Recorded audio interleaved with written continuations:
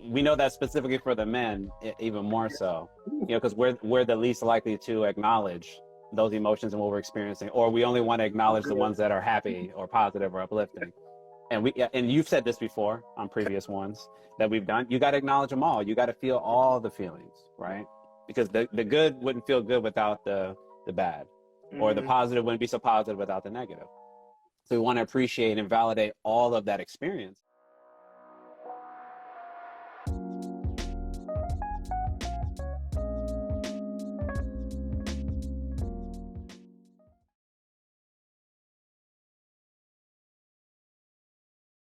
From your experience, from your studies, and from what you know, where do emotions come from? That's a great question. And it's interesting when you think about it, because it's a very complex human experience that we have, right? It doesn't come from one particular place in the human body. And, if you look at it from like a biological standpoint or like an anatomical standpoint, we know like the hormones are going in our brain that help talk about things that give us joy or happiness, also sadness, frustration, fear. A lot of that is driven by our actual body chemistry, right? The actual hormones that are secreted on our body. So I always like to start by saying that like emotions in and of themselves are not necessarily something to be afraid of or that we don't want to embrace. It's understanding when they can sometimes get out of control, or they end up taking control of our lives in a way that we don't know how to function in a healthy way, right?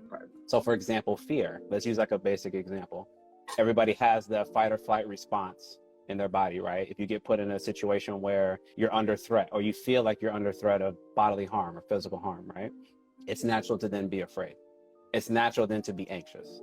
The question is, in those situations, okay, in that specific situation, that makes sense. The problem is, if I feel that type of emotion all the time, if I'm constantly in fight or flight, right? I can give an example for like military personnel serving overseas when you're in a war-torn environment, right? The body can only sustain that for so long, to be in this heightened state of being. And it becomes very, very counterproductive, because in a normal day-to-day, like me and Carlos are talking right now, you guys are watching, it would not be normal or common to be in that state of being. We would not want to be like that. We want to be, heart rate's calm, we're breathing calmly, we're just observing, engaging, communicating, right? But imagine if I'm sitting here super tense and I don't know like what to do, right? I'm over here like, is somebody breaking into my house? And I'm sitting here, I'm starting to develop like feelings of paranoia, right?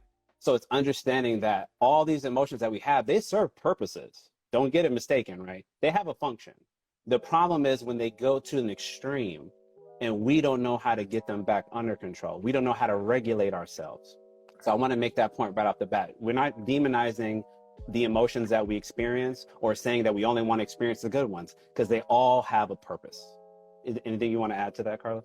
That's perfect. I think that's a great point you bring up. Our emotions are really just a flag from our body responding to our environment, to what it thinks that we need at the time. Like we might get nervous or anxious thinking that something's going to happen or we're in danger, but in reality, like you're waiting in line at the bank, like you're good.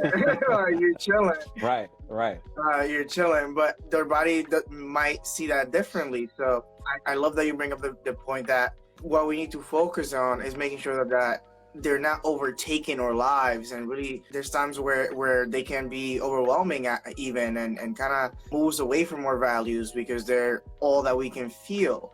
Right. We don't want it to be so prevalent, right? Where I can't see past it. Exactly, perfect. And that's why I wanted to start with the physical, because a lot of the time we tend to identify with our emotions. Like you tend to say, I am sad, I am angry, I am scared, even I am fearful, even. And what I want to really emphasize today is that we don't have to identify with those emotions. We can acknowledge them, we can feel them, and we can accept them, but we don't have to identify and behave as them. So it's important for us it's very important for us to really remember that even our verbiage, we can say, I am feeling sad, I am feeling angry, I am feeling anxious and fearful, whatever it might be. Right. We can do that, and it's important for us to do that, because when we don't, you just suppressing emotions that are going to get bigger and grow and just have you explode. Absolutely. Right. We know that. We know that. We see that, right? And that, you know, we know that specifically for the men, even more so, you know, because we're the least likely to acknowledge those emotions and what we're experiencing, or we only want to acknowledge the ones that are happy or positive or uplifting. And you've said this before on previous ones that we've done. You got to acknowledge them all. You got to feel all the feelings, right? Because the good wouldn't feel good without the bad, or the positive wouldn't be so positive without the negative. So we want to appreciate and validate all of that experience. And one thing you were kind of going to that I want to make sure I also emphasize, our emotions are in response to something that we're experiencing or that we're observing, right? So you were making the point, if I'm not mistaken, I am not my emotion. Right. It's not Carlos equals happiness, because you're not always happy. Yep. You're not always sad, right? These expressions we use, always and never, right? We call that, in therapy talk, we call that catastrophizing language. Yep. It's either or. You always do this or you never do that. So we don't want to use that type of language. Sometimes we're happy, sometimes we're not. Sometimes I'm motivated, sometimes I'm not. So I am not just one emotion. I am the culmination of all of those things, but it's in response to something.